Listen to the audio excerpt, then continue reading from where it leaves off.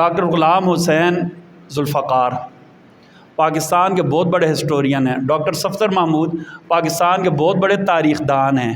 اور اس زمانے میں جو ڈائریز لکھی گئیں وہ آپ پڑھیں. میں آپ کو 2 واقعہ سناتا ہوں.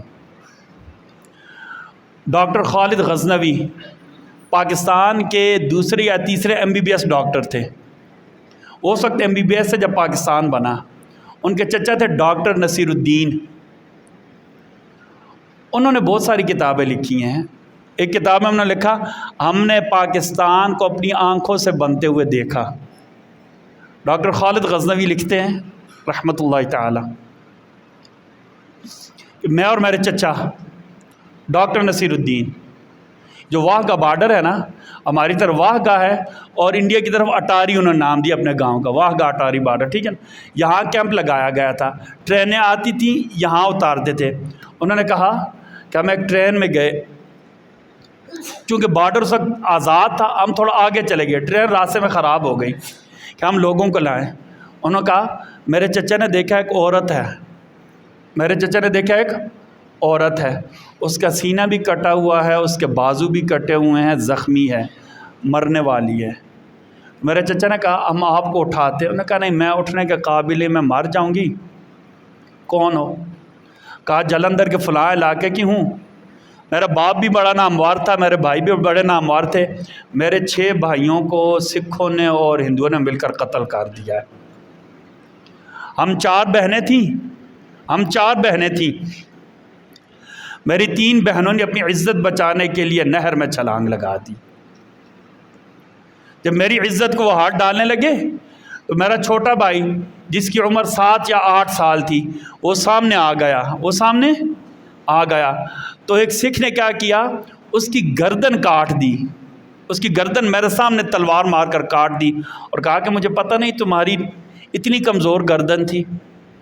پھر وہ عورت کہنے لگی، کہتے اس نے ایک پوٹلی نکالی، ہمیں دی اور کہا اس میں میرا بھی سونا ہے، میری بہنوں کا بھی سونا ہے، میری ماں کا بھی سونا ہے، یہ آپ نے پاکستان کے لیے دے دینا. اور جب آپ بارڈر پر جائیں گے تو پاکستان کو میرا سلام کہہ دینا. میرا پورا خاندان مر گیا، میرے بھائی کٹ گئے، میری ماں مر گئی، میری بہنیں چلی گئی، میں نے بھی مر جانا، لیکن ہمیں خوشی ہے کہ پاکستان بن گیا ہے. آگے دوسرا واقعہ لکھتے ہیں. کہتے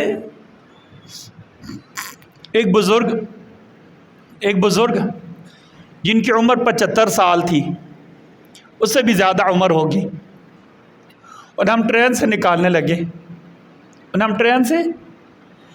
ٹرین سے نکال کر لائے تو کہتے ہیں چپ، صامت، ساکت.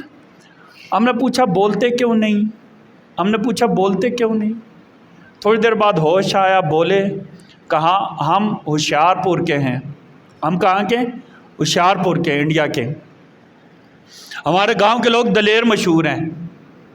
ہم نے 6 یا 7 دن سکھوں کے ساتھ بھی مقابلہ کیا اور ہندوؤں کے ساتھ بھی مقابلہ کیا. آخر ہم اس ٹرین میں بیٹھنے کے لیے کامیاب ہوئے. لیکن جب ٹرین ہمارے علاقے سے نکل گئی، جہاں میں کچھ نہیں کہہ سکتے تھے، ہمارے ساتھ غداری ہوئی. ہمیں ٹرین میں چاروں طرف سے گھیر کر قتل کیا گیا. ہماری اس ٹرین کی بوگیوں میں 700 سے زیادہ لاشیں ہیں. 700 سے زیادہ لاشیں، جوان بھی ہیں، بوڑھے بھی ہیں، بچے بھی ہیں، دودھ پیتے بچے ہیں. انہیں ماؤں سے چھین کرنا، ماؤں کے سامنے ان کے سینوں میں نیزہ گھسیٹ دیا گیا. کہتے بابا جی کہنے لگے لوگوں کو بتلا دینا، یہ 700 لاشیں ہیں، یہ لاشیں نہیں ہیں، یہ ہر ایک تمہارے پاس امانت ہے.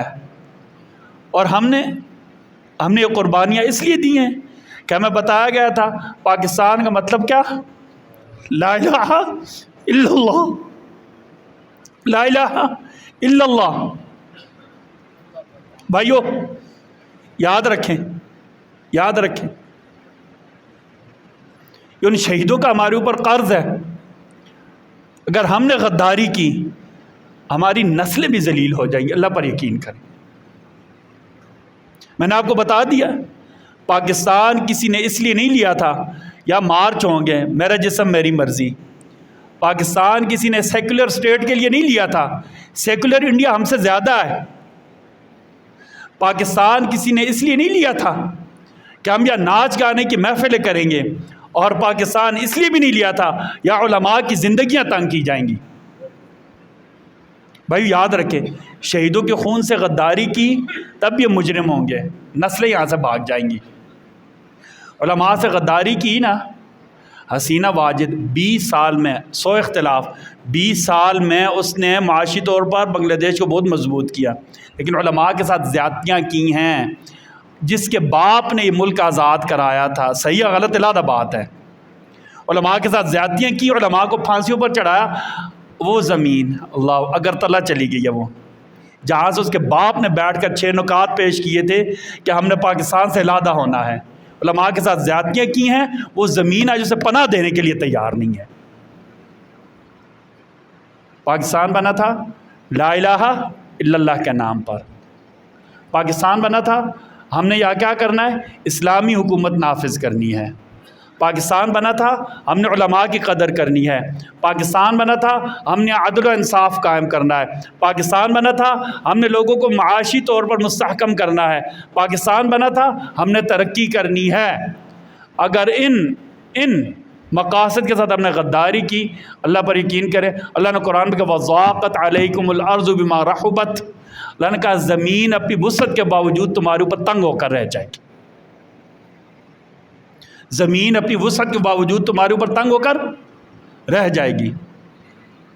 بھائیو، تجرید عہد کا دن ہے، وفا کا دن ہے. اپنے بچوں کو بتلائیں اور کھل کر بتلائیں، تاریخ پڑھ کر سنائیں. اگر کوئی اسکولوں والے بیٹھے ہیں، ٹیچرز بیٹھے ہوئے ہیں، ابھی چھٹیاں ختم ہو گئی ہیں نا، بچوں کو صبح اسمبلی میں 5 منٹ بتائیں پاکستان بنانے والے حقیقی لوگ کون تھے، پاکستان کے لیے قربانیاں کس نے دی ہیں. پاکستان کا جھنڈا بھی علماء نے لہرایا تھا، پتہ آپ کو. کراچی میں میرے اکابر میں سے مولانا شبیر احمد عثمانی رحمۃ اللہ تعالیٰ نے پاکستان کا جھنڈا لہرایا تھا کراچی میں. اور ڈھاکہ میں مولانا ظفر احمد عثمانی رحمۃ اللہ تعالیٰ نے پاکستان کا جھنڈا لہرایا تھا. یہ ان کی قربانیوں کا اعتراف تھا کہ آپ لوگوں نے شروع کی تھی جد و جہد، ہم نے سیاسی طور پر ملک حاصل کیا ہے، لہٰذا ہم اس کے ساتھ کیا کریں گے، وفاداری کریں گے. علماء کے ساتھ وفاداری ہوگی، ملک قائم رہے گا. اور سب سے بڑھ کر اللہ اور اس کے رسول کے نام پر ملک لیا گیا ہے.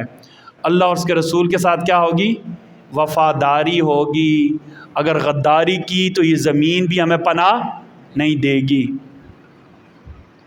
چاہے میرے نبی کی حرمت کا مسئلہ ہو، چاہے صحابہ کی عظمت کا مسئلہ ہو، چاہے ختم نبوت کا مسئلہ ہو، پاکستان کو اللہ نے یہ قوت اور طاقت دی ہے، کسی مائی کے لال میں جرت نہیں ہوگی کوئی انشاءاللہ ہمارے مسلمہ عقائد کے خلاف بات کر سکے. کوئی بھی ہو، اللہ پر یقین کر. کمزور سے کمزور بندہ اس کے ساتھ کیا کرے گا، ٹکرا جائے گا. اور دوسری بات، پاکستان کے مقاصد سے غداری نہیں کرنی.